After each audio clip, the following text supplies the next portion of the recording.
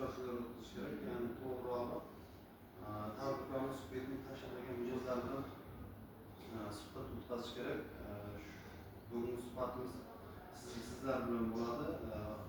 Qisqacha qilib sizlarga bankimiz mahsulotlari to'g'risida ma'lumot berib o'taman. Hozirgi kunda bankimizda ko'p turdagi bank mahsulotlarimiz mavjud.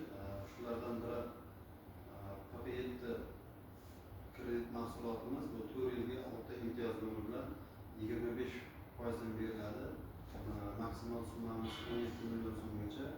Bundan tashqari mahalla loyihasi kredit mahsulotimiz bor. 25 million so'mgacha, 25% 50 million so'mgacha 2 yil imtiyoz davri bilan.